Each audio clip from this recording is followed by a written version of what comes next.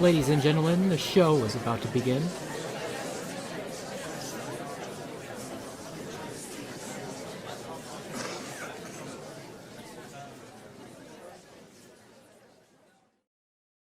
Welcome, everyone.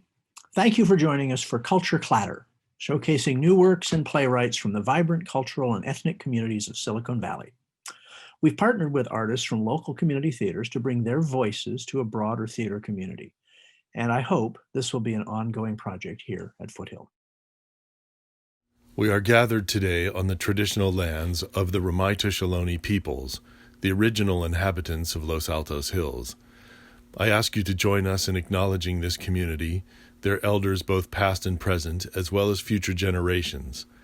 We, the leaders of Foothill De Anza Community College District, also acknowledge that the district was founded upon unceded land, and that under the flag of education, our administrators, instructors, and students violated graves of the Ramaita Ohlone. We hereby commit to working to dismantle the ongoing legacies of both of these takings and the usurpation of the other rights of the people who once lived here. Bindlestiff Studio cultivates artists who reflect and celebrate the diverse values, traditions, and histories of the Filipino American cultures. Based in San Francisco, Bindlestiff maintains a robust program of performances and training for their extended Bay Area community. We are pleased to welcome their artists for this third installment of Culture Clatter.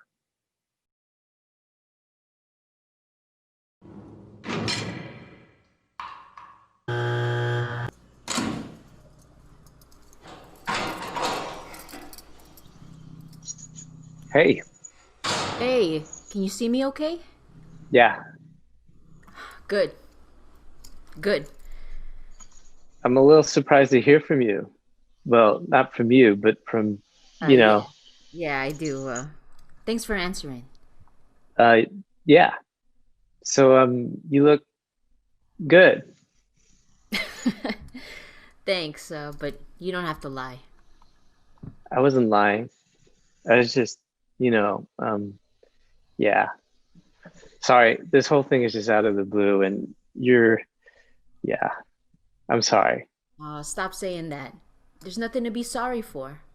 But seriously, thanks for doing this. Yeah. It's just a little surprising. Got to be at least what? 10 years.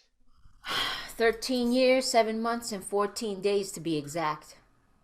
That long since graduation. Seems like a lifetime ago. Huh, Swivels? It's been a long time since anyone's called me that. Then what do people on the outside call you? John. Just John. John. Nah, Swivels is more you. That's what everyone called you. You were the only one who called me that. That was because every time you walked down the hallway and a cutie would pass you up, whoosh, your head would go that way.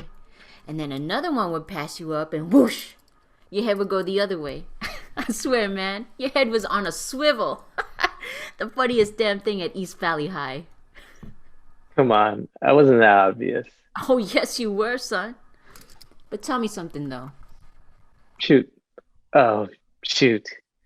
I'm sorry. I didn't mean like... I know what you meant. Yo, we're good. Okay, good. Sorry. No worries. But what I did want to ask you... Yes? I just wanted to confirm if the rumors were true. Did you really offer to take pictures of some of the cheerleaders? Never underestimate the power of a camera that can bring more people to their MySpace page. Not only a photographer, but a marketing genius to boot. So, you still swiveling? Once I got married, the swiveling stopped. For reals? For reals. Hey, congrats, man. Yo, she a photographer too? Nah, but she was a cheerleader. Oh, no shit! It'll be 7 years this May. All right, you did good. Yep. So when do you want to start? Anytime you want. How about never? I'm sorry. Yo, what's up with your sorry complex? You're right. Sorry. I mean,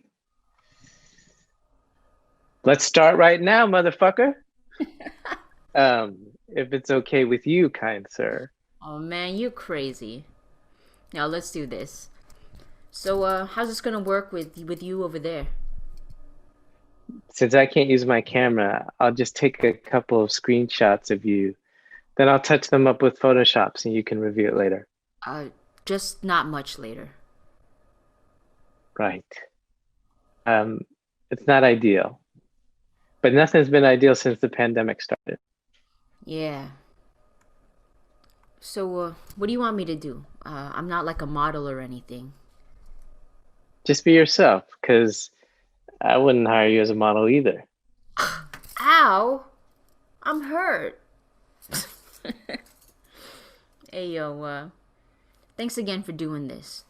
When I was brought into her office last week, I saw the pictures you took. I didn't know it was you who took them until I asked, and I've been taking the warden's family portraits for the last couple of years. And when I asked her who took those, thinking that it was some hotshot fashion person, she said your name. Not Swivels? Nah, not Swivels. But John Castro. I said, no shit, I know that fool. I knew it was a long shot, but I wanted to ask for just one last favor. And when she called me out to set this up, I said, sure. I wish I could do more. Nah, this is everything. So, you want me to start like this? No. Oh, okay. How about this? Let's just try being yourself. We'll just talk. I'll just start grabbing some screenshots. You sure? You know, I've been practicing my smiles. Maybe later. Fine. I was just gonna give you a shot of having one of your photos on the cover of GQ. And I appreciate that. But let's start off easy because I don't want your smiles overheating my laptop. Oh, you're right. You're right. Good call, Swivels. Cool. Let's begin with, why did you want to have photos taken of you in the first place? Boy, where do I start? I guess it's because I just want to leave something behind, you know. You remember Mr. Durham? Yeah, 10th grade English. Well, remember when he died from cancer in our senior year? All of a sudden, like, boom, he was gone. And they said that if we wanted to, we can go to the gym right after school for like a special memorial for him, right? You remember that? Yeah. Well, all my other boys took off, but I felt like I needed to, pay my respects and all because he passed me. Yo, ain't no lie, I wasn't the best student, but I dug what he taught. It meant something to me. In this crazy world when I never really felt like no one listened to me, he did. So I had to be there to pay my respects and all. I got a couple of pictures with you at that memorial. I'll bring it next time. No, it's all good, brother. Anyways, the thing that I remember most about that moment was seeing all the pictures of him. Just smiling and shit. Him with his students, his friends and family, and that shot of him with his baby. Yeah, just born too. His son goes to my daughter's school. Wait, daughter?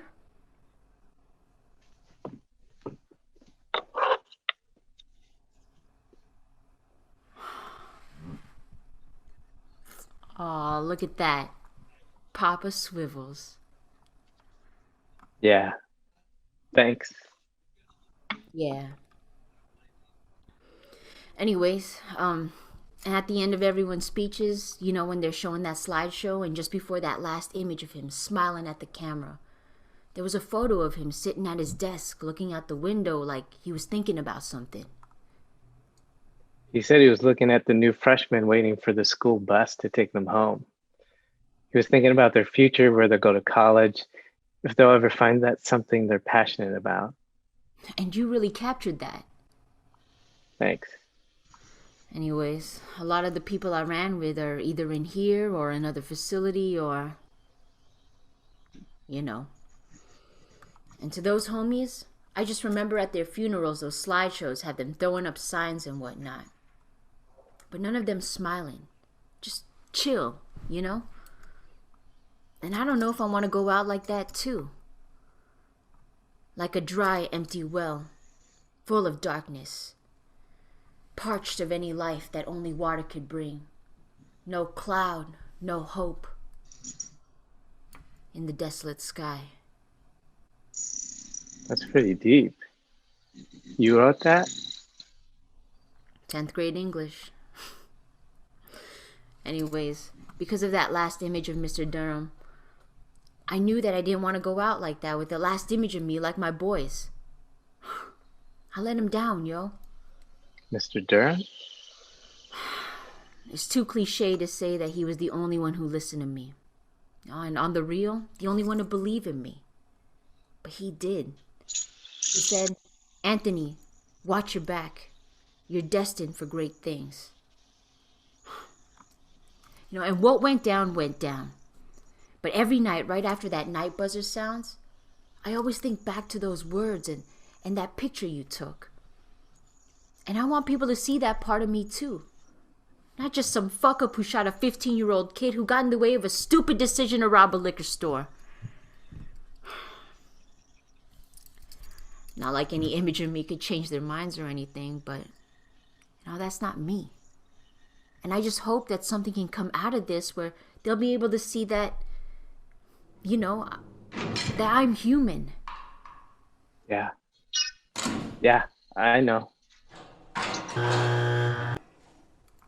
Hey, that's my cue. I hope you got some good shots. Yeah, I got a couple. But a couple more couldn't hurt. I'll talk to the warden to see if it's okay to Zoom with you tomorrow. If you're cool with it. Yeah. That'd be cool. Cool. Oh, hey, on Saturday, when they, you know. Yeah. Can you say a prayer for me? You know, if you believe in that sort of stuff. Yeah. Sure. I'm sorry I couldn't be there for you. I just don't have anyone else who would, or even cared. Yeah. Yeah. I'll put in a good word for you. Thank you.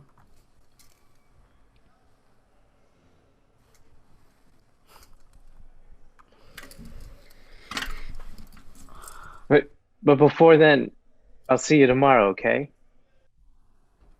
Yeah, for sure. And, thank you for doing this for me. Tomorrow. Tomorrow.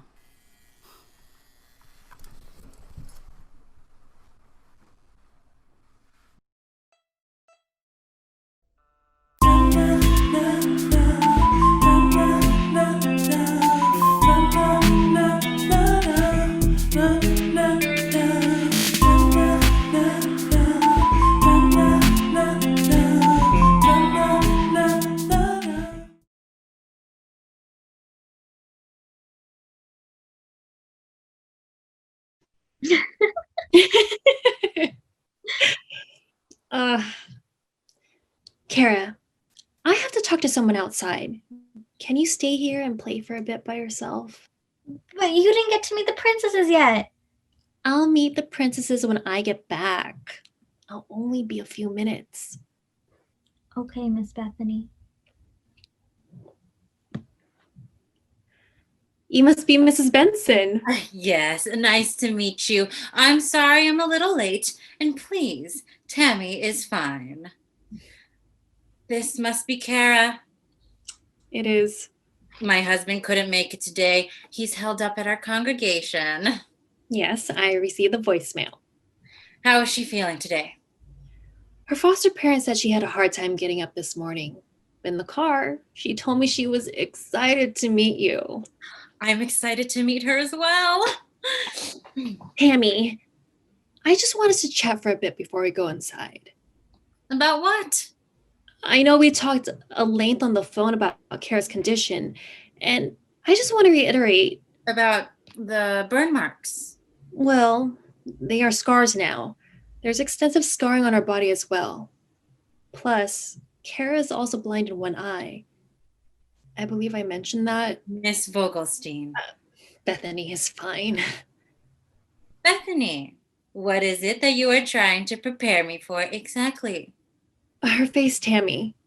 It can have an alarming effect on people. You're not the first prospective parent, unfortunately. It is God's calling for me to take in this child. Unfortunately, you are not the first person to say that either. I don't like what you are insinuating.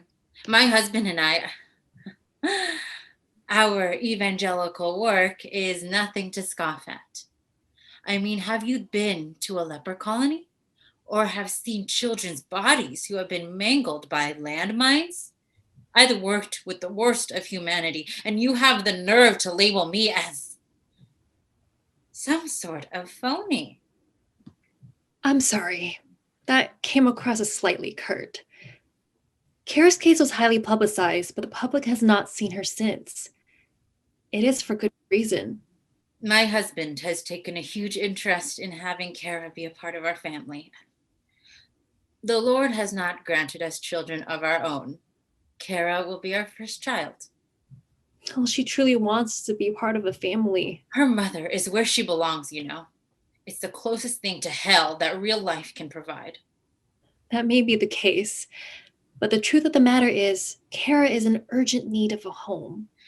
She's been shuffled through various foster families since her mother was put in jail. How can a mother do that to their own child?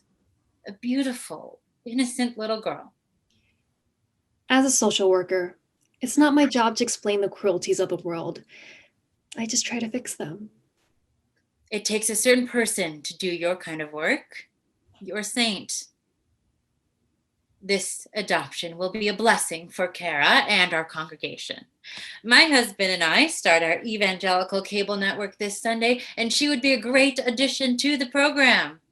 Tammy, Cara is highly sensitive to the way people react to her. I'm not sure if her being on TV would be the best thing. The Lord aims to challenge character. I insist that you don't. Having Cara on TV is the absolute thing to do. We don't learn how to make the right decisions until our character goes through its obstacles. It's only then our morality is formed. Your perspective is admirable, and I'm certain you and your husband have the best intentions.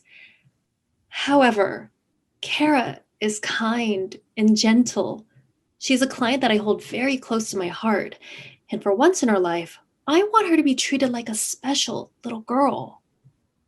I understand your concern. I think we can go inside now.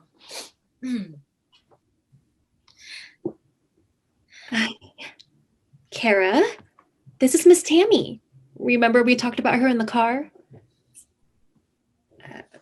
Sometimes she can be a little shy. Maybe I should leave you two alone so you can bond. I think all of us can have a chat. She seems more comfortable with you here. Cara, tell Miss Tammy what you like to do. Ride bikes? She rides a used bike in her foster parents' backyard. She hasn't taken the wheels off yet. You haven't told Miss Tammy what your favorite animals are. Horses. Oh, they are my favorite too. I want to ride one. Well, I think we can arrange that. Bethany, would you mind if I made a phone call outside to my husband? Sure.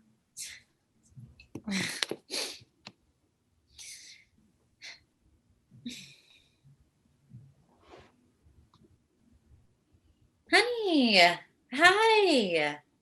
Yes, I'm still here. This isn't our daughter, baby. I don't think we can take her home. I feel horrible for what happened to her, but Daryl, I'm not in the mood for your preaching right now. I'm sorry. I didn't mean to yell. It's just... I promise I'll stay just a few more minutes. Bye.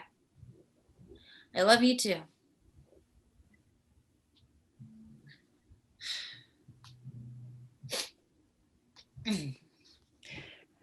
Glad to see you've come back.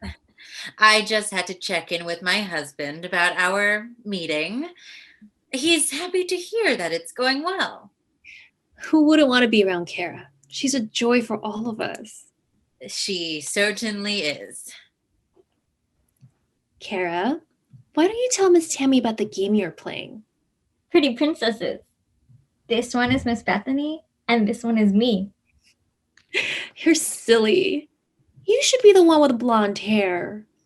But the blonde one's face is pretty like yours. Actually, the blonde doll looks a lot like Miss Tammy. Don't you think, Cara? Oh, yeah. Do you want to be a pretty princess, Miss Tammy? Sure. She does look a lot like you. I used to have a crown just like this one. You mean you used to be a princess? Sort of. Not like a royal one, but I used to be a pageant princess. I was about your age when I got my first crown. I've never had a crown before. What does it feel like? Oh, God, that thing was an anvil. Could have had a stiff neck if I wore it every day for the rest of my life. My mama was a pageant princess too. There are actually 3 generations of us in the family. My fondest memories are of Mama training me. She had me practice my walks, my smiles, and poses right before dinner. I wasn't allowed to eat anything until I got it just right. Mama went through arduous measures to make sure I was exactly to her liking. Oh, I wanted to be like my mama so bad. It wasn't until I got my first crown that I felt as beautiful as she. Oh, I miss her very much. I'd love to have a princess crown. You two seem to get along quite well. Tammy, let me go fetch some paperwork from my office, and we can talk about further possibilities.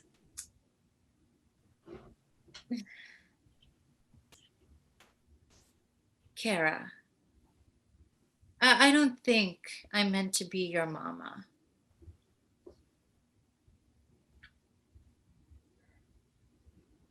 It's okay, Miss Tammy. I already have a mama. I'm sorry that this happened to you. I truly am. Why is the crown heavy, Miss Tammy? Because most of those who wear it don't deserve it. The only one who did was Jesus, and they gave him one made of thorns. I'm sorry, sweetheart. I have to go.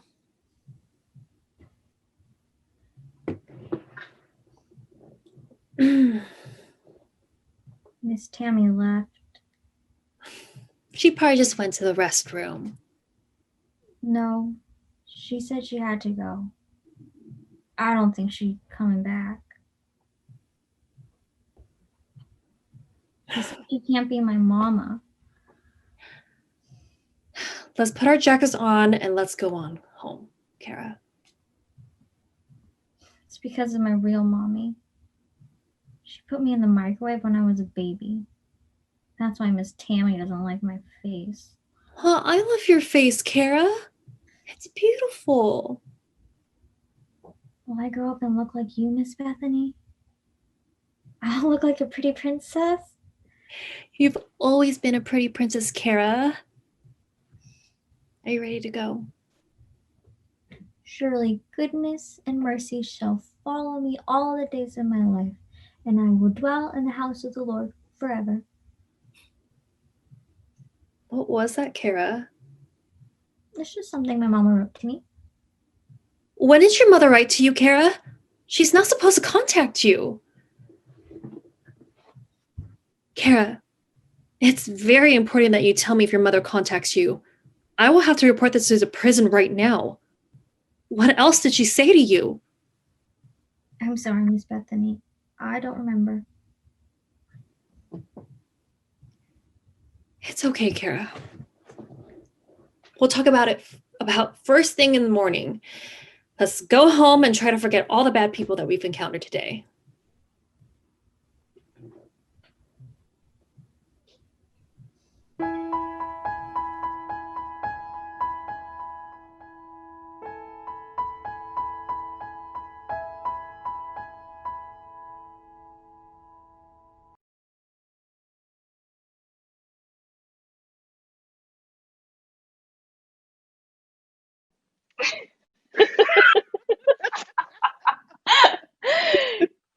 You're so stupid. Oh, top 3 Christmas songs. Go. Number 1 is for sure the Christmas song. Which version? Nat King Cole. Stupid question. 2, This Christmas, Donny Hathaway. Very good. And 3, Stevie Wonder, What Christmas Means to Me. You go. Oh, easy. 3, Like It's Christmas, Jonas Brothers. Banger. 2, Mistletoe, Justin Bieber. Slaps. Number 1 Christmas song of all time, NSYNC. Merry Christmas, Happy Holidays. I've been spending the pandemic meeting up with a 12-year-old girl. If 12-year-old girls have taste that good, that's not an insult. You've clearly thought about this a lot. I like Christmas music. Oh, God. How early did you start listening this year? Well, in honor of my Filipino roots, I start in September. You and my dad both. He starts lighting up the bottle in September. Now that makes sense. I mean, it's easier to hang something up before it gets too cold. Oh no. He doesn't put it up in September. The bottle and Christmas lights stay up year round. Yeah, Filipinos. Okay. Top 3 books you've read in quarantine. Oh, okay. 3, Eat a Peach, the Dave Chang memoir. Of course. 2, Normal People by Sally Rooney. I love that show. The book is just as good. Okay, top pick for book that I've read during the quarantine. This Is How You Lose Her by Junot Diaz. What's that one about? This Is How You Lose Her? It's a collection of short stories about men behaving as you'd expect. Your top 3, go. I haven't read 3 books in quarantine. What? That's why I asked you for recommendations.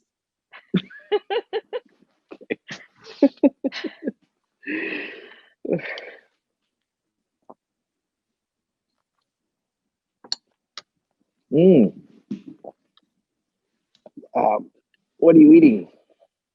Oh, just some cold weather out of Scaldo. You got some hard-boiled egg and some lime in there? I got some soft-boiled egg and some lemon in there.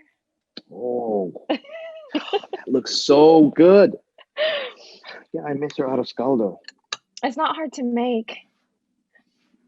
I miss your out of Scaldo.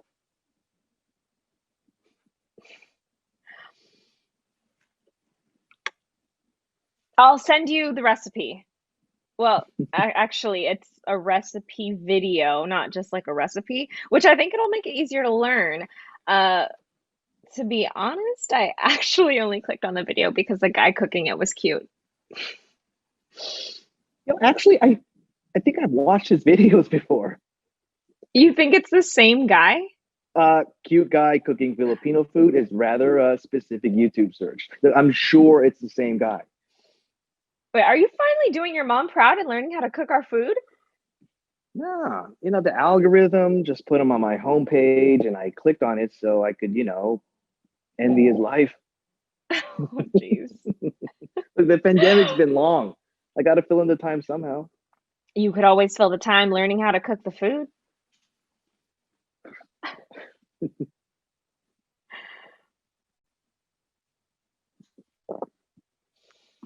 What are you drinking? Oh, it's nothing fancy, just whiskey to warm my body. Anything else in that? No, I'd put ice, but it would mess with the warming my body piece of it, so just whiskey. See. What about you? Water. Right. You know me. Always hydrated. I didn't know you. Oh no, it's just once in a while. Yeah, since when? I don't know. Time's a blur lately. But you stopped. I took a drink here and there since end of November, probably. Maybe even early December. You stopped after the DUI. I did. And now?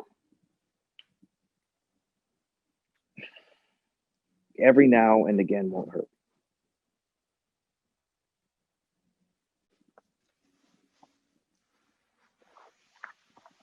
Look, M, it's no big deal.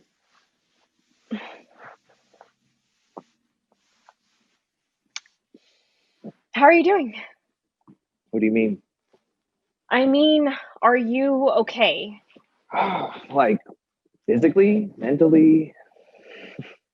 Like in all of the ways. Yeah. I'm fine. Yeah. I mean, obviously none of this is easy, Right. but no, I'm good. Okay. I'll be good. I want to make sure you're taking care of yourself. Thank you. How are you? I'm holding up. Good. Yeah. I get that.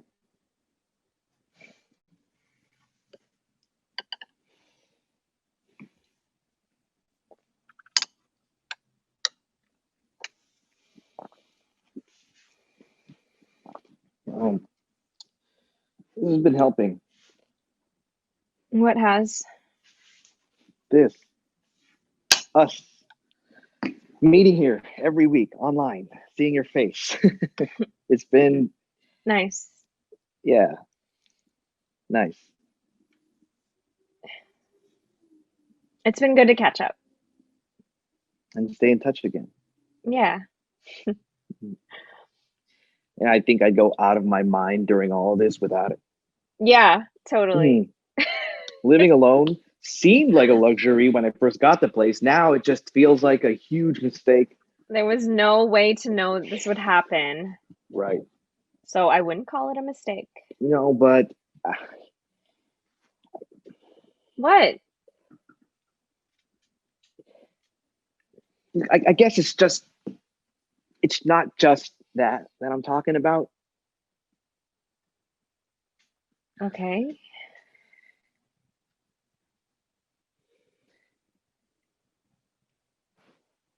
You don't have to. Yeah, right. Yeah.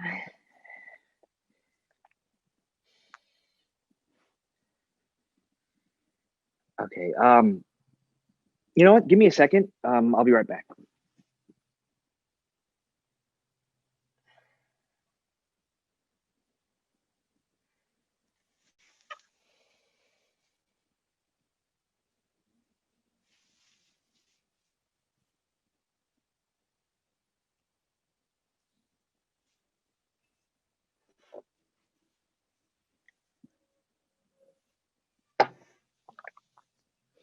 All right.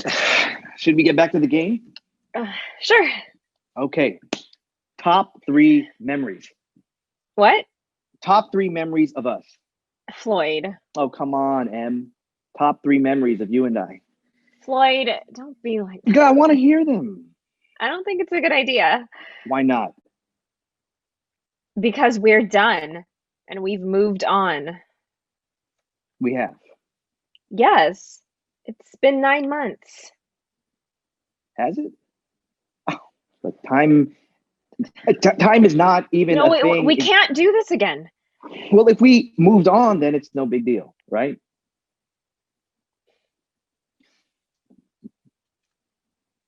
Floyd, please stop. Stop what? Drinking. Please stop drinking. It changes you. And it's hard to be with you when you're not yourself.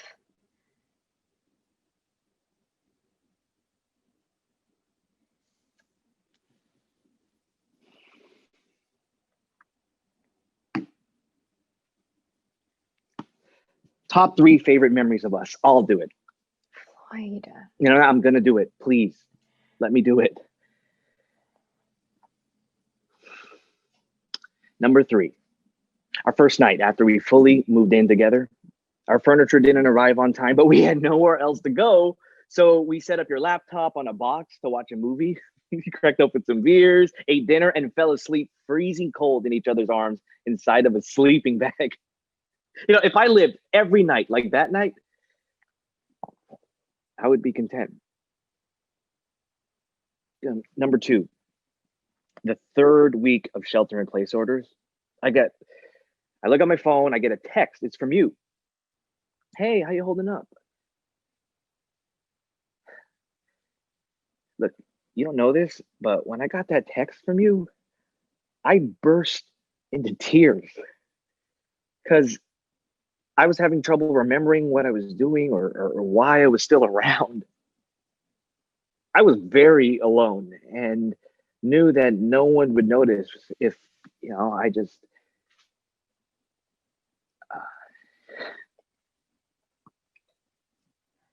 Floyd.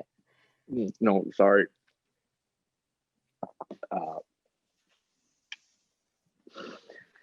Number 1, the first time I met your family. I remember I was so nervous to meet your family, your folks especially. When I think of Filipino families, I get stressed, especially during the holidays.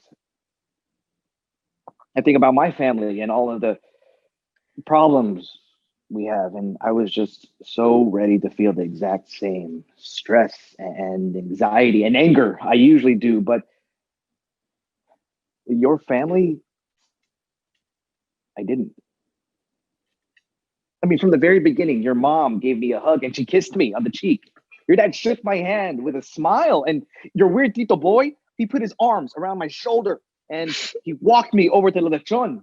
And your Tita Lali hogging the karaoke mic.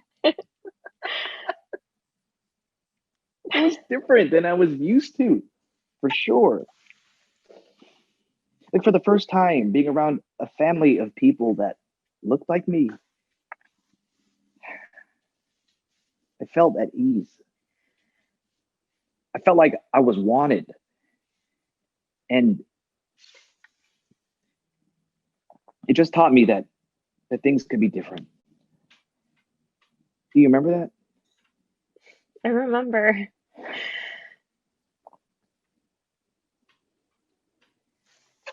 You know, I never got to thank your family for that. And I guess I just wish that I still could. You know, I wish I could still sit across the Christmas dinner table from them and express just how grateful and thankful I am that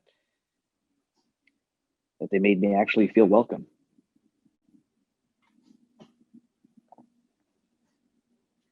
But I guess I fucked that up.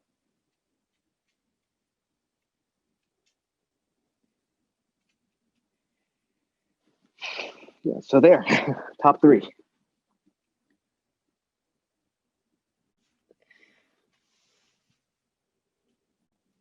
I better go. Okay. It was good to see you. You too.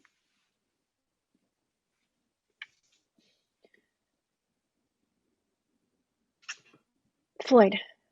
Yeah. Please take care of yourself. Okay?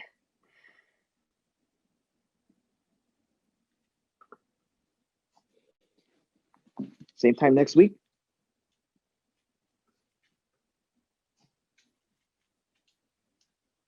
The 2021 will be a better year than this one, I'm sure.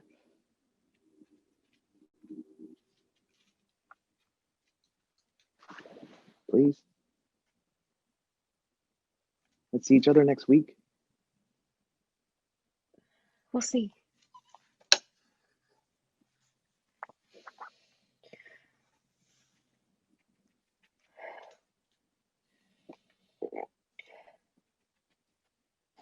Merry Christmas.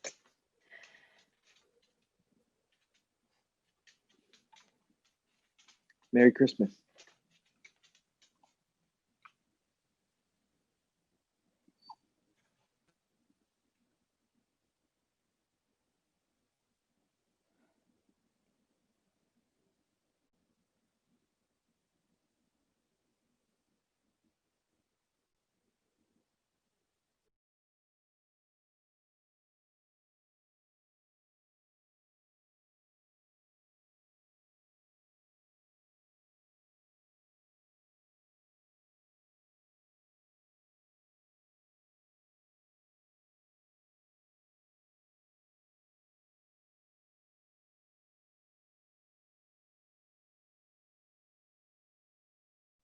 Before you go, we want to thank you for attending and offer a gentle reminder that now, more than ever, your help is needed to keep arts alive.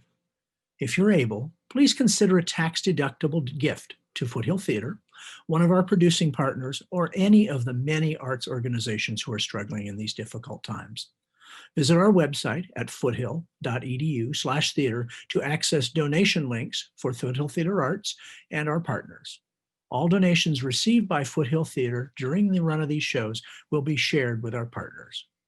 Please stay tuned. After a short break, we will have a chance to hear from the artists involved in today's plays. Look at all these cool faces. Hello, everybody.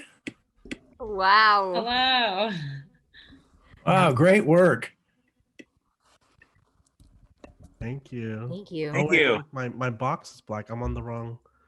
I'll fix that. It's called the Black Box. There I am. Black There you box go. here. Thanks. Oh, great. All right. Great work on all this stuff, you guys, everybody. For those of you in attendance, I'm Bruce McLeod from Foothill College. First of all, yeah, thank you very much for doing this, everyone. All sorts of wonderful stuff. I just want to start with a couple quick comments that since I've been helping put these together, and this is our third round, what struck me has been some of the similarities between the various pieces across cultures, which is kind of what I expected in some ways. Not necessarily culturally specific, but sort of just, oh my gosh, Alan, you've got a friend. She was our extra cast member in his piece. Yeah, you got an extra cast member. But just how many similarities there are, and also the differences. And mostly it's just, I think it's really just the playwrights. It's not necessarily cultural, which is what I expected, but it's gratifying to see that and to hear that and to have a chance to put these things all together in sort of one continuum, all these pieces. I have a couple questions, and then we can pass around, or we can see if anybody has something from the chat or the attending people. The first has always been for the playwrights, Conrad and Christina and Jeffrey. People usually want to know where you get your ideas.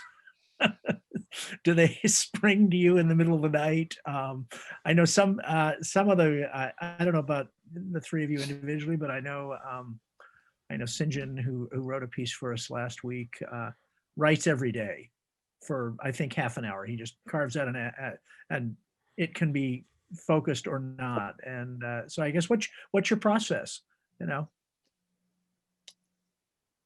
Anybody? Jeffrey, you want to go first? I was about to vote Christina. All right. I don't mind going first. So I wrote Cara's World during my MFA program. Thomas Bradshaw was the teacher at the time, and I feel like his style is can be a little bit dark. He really covers like sort of the dark corners of the human condition and character. So I feel like our class that year just kind of let it loose on the dark side. And one of the assignments was to take a news clipping or a news story about something and then write a 10-page inspired by it. So I actually found a news story about a little girl who was disfigured pretty badly by her parents. And it just took me on this whole ride with my imagination, and then just being Filipino, like the role that religion has in sort of justifying or rationalizing people's decisions under duress. And that's how I wrote Cara's World. Oh, okay, great. I thought when I first read it, I thought it was a fascinating piece. It's just, and now that, and getting to see it, there's so much more there that opens up for it, It was so beautifully done. Thank you, Mia. Thank you, Karina. And thank you, Jeffrey. And also Mia, who's not here. Yeah. Mia, I have to say, when I first watched the piece, I didn't recognize you from the night before when I watched Jeffrey's other piece that you were in. So anyway. Oh, right. From the Stanford piece. Yeah, from the Stanford piece. Yeah, yes, right. yes. I thought it was great. So, Conrad, what's your process? How do you go about this? I love that piece. It's so completely different. Yes, thank you. And it's something that I don't normally write, so that's why I wanted to write it. I guess that's part of my process too. Is that I like always challenging myself to write something different in smaller versions for short 10s, because it only feels like my longer pieces. Just to experiment with that. I think my process too in trying to discover what I want to write about is just keeping my antenna open to see what intrigues me. For this particular piece, I was just going through my Facebook page, and I saw one of my friends, and about maybe 98% of his photos, he's not smiling in it. And I always wondered why. And that's kind of why I wanted to transfer that question, into what I wanted to explore. And Cleavon, he mentioned this last week about writing into a question.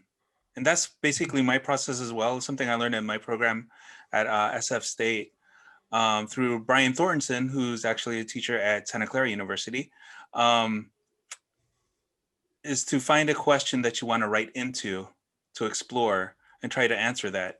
And in this piece, I wanted to explore kind of why this person who never smiled before, but wanted to find humanity at the end of their humanity. So, and it's a short 10-minute Zoom play. But I'm becoming a big fan of short plays. I just think they're so, they're also focused. They're focused on a particular conversation or confluence of things, like you said. Why was that person not smiling? There you go. And I think they're really interesting and powerful that way. Jeffrey, sort of what you were saying, Bruce, in terms of the short piece. What I love about it is when a playwright approaches it in the way where it's a short play and not a scene or not a sketch. It's like it still has a beginning, middle, and end. Mm-hmm. And that's what I enjoy so much about just like the short story. And it's a nice exercise where you have to accomplish a lot in a little, which is fun. In terms of my writing process, it sort of goes all over the place. I think for this particular piece, I wrote it not too long ago for this, right? And it was also for an Our Digital Stories piece where we were trying to write holiday pieces. And to be perfectly honest, everyone's going to laugh at me. I really did sit down thinking I wanted to write something that was sort of like funnier and more joyful. And then it didn't happen. But what sort of ended up happening with me, when I write, writing's been hard during the pandemic for me. Even though I wish I was like Sinjin and was writing every day. I should probably force myself to do it. But whenever I write, I sort of, you know, right now I'm writing for this medium because this is the medium that we have while we're in the pandemic. And I was trying to lean into what in these conversations and in this format of web calls, what does that mean? And so I was thinking about how everyone feels some shade of loneliness, even if they're with the people they're usually with, even if they're not living alone. There's like a different form of loneliness and a different form of desperation. And there's also reunions that happen. I remember very early in the pandemic, so many people were like, oh my gosh, I'm on these Zoom calls with people I haven't spoken to in a year or 2 years or even more. And it's so nice to see these people again. And so with all of those themes, I like sort of put these people together. And then I thought about, you know, the stress that some people feel during the holidays. I find it super funny. It was stress that people feel in the holidays, but it was also coming from a sarcastic place where I was like, all these people like, oh, I need to see my family for the holidays, even though it's a pandemic. And I'm like, when it wasn't the pandemic, you were like, my family's terrible. I don't want to see my family. This is so stressful. So just stay home. Now you have a reason. But anyways, yeah, that was sort of all the things that were ruminating in my mind. And then I tried to write something happy. And then this is what came from it. Well, I guess you write what you're feeling, huh? You know, to some extent, you know. How about the actors? You guys, just great work, really. Focused and empathetic and great conversations. And, you know, I think that's a tribute to the writers, but also to the work that you put in. So I imagine you guys are all starting to get a little more experienced at this Zoom theater world. Is it, well, sort of as Jeffrey said, you know, we write because that's the medium we have. I mean, we're performing, you're performing here because that's where you can. But are you sort of feeling how it can work for you as a performer, as an actor, or not? I mean, you know.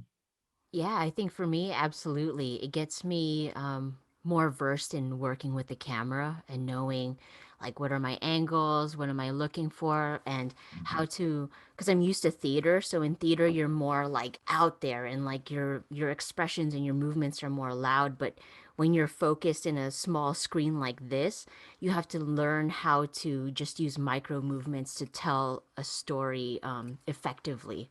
So yeah, I love it. It's Anybody else? definitely a different skill set. Yeah. I mean, you're at home, right? So you have a lot of distractions. You're not in a theater where it's very contained. I can be like, oh, my phone is right here, you know, like, so to really like focus on a screen where you can easily go to a web browser or something, you have to look at the words and still look at your camera. It's just a different way of working. But I think, yeah, we're all getting used to it because we've been in it for several months now. Yeah. Yeah, and I think I guess, get a lot of practice, and at least for me in my day job, of being on Zoom all day and interacting with people, bringing that to life through plays is a lot of fun too. Yeah, and I'm just grateful for the opportunities to act more in this way, because with having a daughter, it's just harder for me to be in a theater and to be around a theater and drive in and drive out. So it's like just really grateful for this medium, actually, and the opportunity it gives me.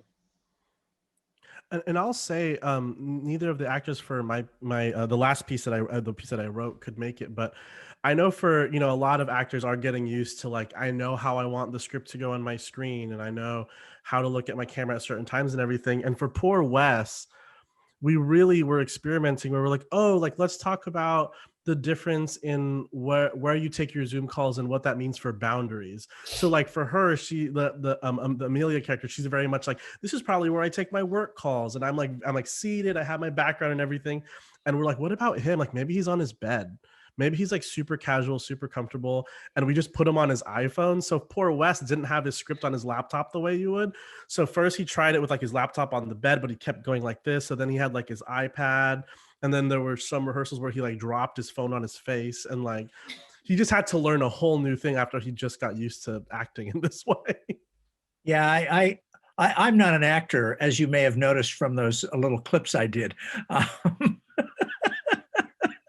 But I'm seeing all of that and try to figure out where you can read or where you can't read or where just memorize it. And it's just, I'm just so impressed with what actors are able to do in this medium. I mean, in any medium really, but it's just this sort of amplifies a lot of the problems.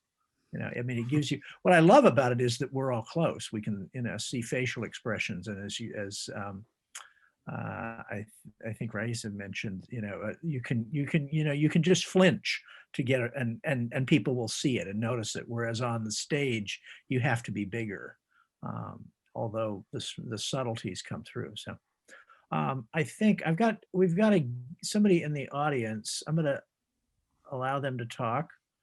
Did you have a question for the group? Hello, my name is Mira, and I have been watching. This is the third of the series, I believe. So Yes, it is. The whole thing I think was lovely, but I'm not sure if I have a question, but mostly comments. My question is, am I allowed to pick a favorite among the 3 weeks? Because this is it. I mean, I enjoyed it so much. I think there was such talent. The direction was amazing. The trio of plays that you put out there was really lovely. Each of them so heartbreaking. Oh gosh. And I'm really, I think I'm probably going to go overboard a little bit, but I really mean it. Let me see, the first one, I was so impressed with the casting and the directing. I think that it was almost like it was written for Anthony. The acting was amazing. Loved the dialogue, very, very credible for a person who's talking from prison. Very riveting. I liked the gestures. There was I made some notes, so I'm sort of like reeling off my notes. The gestures were so on point. At some point, there is a wipe to the nose, and I mean, just so real. And I think Alan also was sufficiently, the acting was restrained, just like, it should be. And I'm so impressed that he's sitting there with his daughter, or rather, the daughter is sitting with him. Because I am trying to get my kids to sort of sit with me and watch plays, and I won't tell you, they're never mind. But and also that the way in which the sudden depth to Anthony's character is just revealed, right? There's suddenly a teacher, and then there's poetry, and then the end. It's just very, very moving. The second play also, I think, was amazing. So touching and so sad, because I think as well-intentioned as people are, sometimes, things don't fall through. They don't go through. And how is one, I mean, like a child, to reconcile to this fact that, she may not be wanted. It's sort of like I heard a similar thing with animals, where people were adopting piglets, and then they forget that piglets grow into pigs, and suddenly they have a pig which is much bigger, and they're no longer cute, and so they have to let them go. So it's these things are very rare. It really breaks your heart. And the third one, oh my God, I wanted more. Dialogue was wonderful, and I loved the rawness that Floyd had to his emotions, and how the story also unfolds. It's very beautifully done. And it could have been much longer, and I would have just sat there and I'm like, oh, okay, this is great. But thank you. Excellent directing, excellent casting, and my favorite week. Great, thank you. I'll try not to pass that on to the other groups. Yeah, you could pick a favorite because Hey, it's only actually, us here right Jeffrey, now. I had a question for you as a director, and I know I think I know the answer personally because I direct, but others may not. What's been interesting is that I mean, Christina's piece was written not for Zoom. Mm-hmm. I assume. I mean, it was written as before the shutdown, and it's clear that writers now are writing for this medium, and thinking about it and about how it can work, and focusing on 2 or 3 characters, kind of things, which tend to work much better.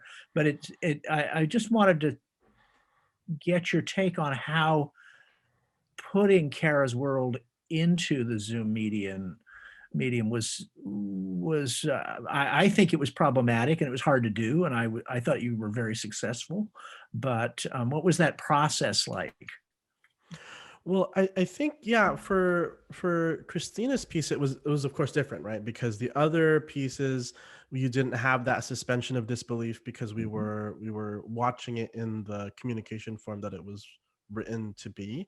And when we were approaching Cara's world with Mia, Karina, and Dana, who couldn't make it today, there was just various things, right? Where it's like, okay, well, how it's a matter of balancing how do you be as not distracting as possible with what they're visually seeing, and also giving just enough of an expression of what needs to be there in order for us to understand what's going on, right? Like, we want the audience to not have to think. We want to sort of trigger in the audience's imagination that automatic sense of like filling in the blanks, like the way when you read a novel, right?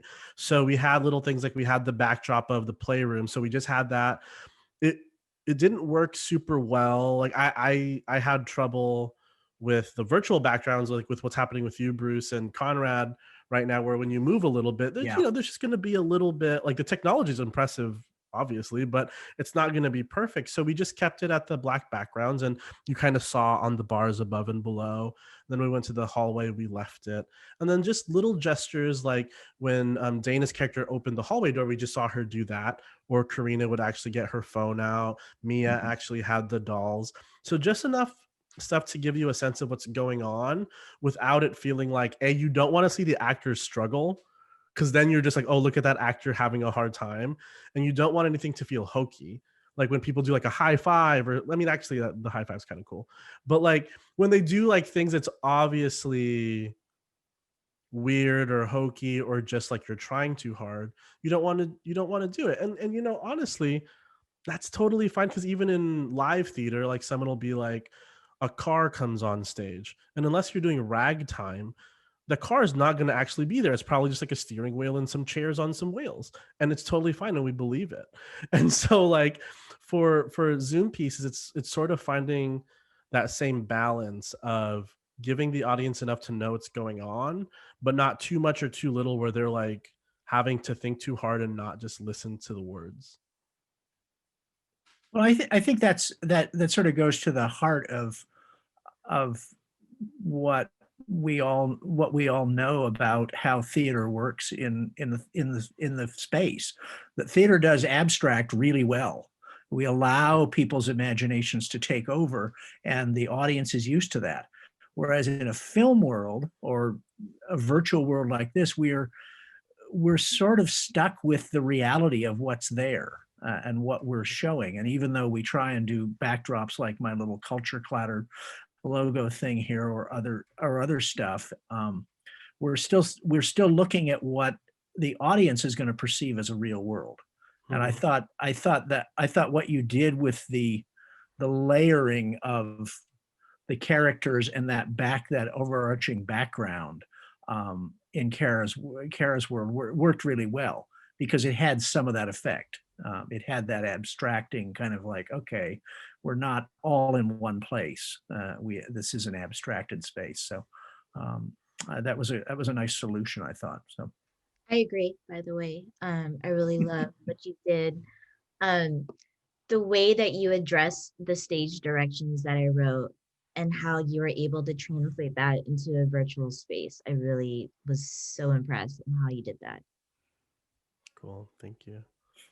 Shout out to the actors and Mia, who just like at the last second was like, "Here are the dolls that I have. Here's some makeup options of me just messing up my face." Yeah, I'm glad and Karina's it looked wardrobe. Yeah, Karina's wardrobe was the Yeah, bomb. Karina, that was just that was Karina so started great. in that red dress. I was like, oh my God, that dress is amazing. I'm so thrilled. I just thought red when I like think of the characters. So And the hat. The playwright hat's good. approves. The hat's good too. It says fancy hat in Christina's direction. I'm like, okay, we're getting a fancy hat. Sorry, Mia, you were saying something to Mia? I was just saying, I'm glad it worked out well. The look and the dolls, and I actually have a question for Christina. Was it? We felt like it had some heavy Southern vibes. Did you put that in intentionally, or we were just reading that? Yeah, I did. I mean, I was just kind of like I was really into like Gothic Southern storytelling at the time, and like, the way that like religion sort of like permeates the South it's not a far echo from how Filipinos conduct their lives with Catholicism. So I was just really deep in that space for a minute. So yeah, that was definitely intentional. Okay, great. Because I got my shirt from South Carolina earlier before the pandemic, and I was like, I feel like I'm Cara right now. Yes, thank you. All right. Any other? Let me think. See if we got any questions over here in the chat. Crystal Casey has their hand up. That's where I'm going. I just have to. Oops. Wait a minute. What happened here? There we go. Crystal, there you are. You can unmute and chat with us. Okay, I'll unmute myself. But yeah, hi. I just want to ask, well, first question is, Jeffrey, are you associated with TheaterWorks? Yeah, I'm a staff member at TheaterWorks. That's the same. Yeah, I've same spoken Jeffrey to Lowe. you. Yeah, I think you sat at our table with the New Works Festival. I Oh, go cool. with Carol Watts every year, and know I've spoken to you there. So that's great to see your work here.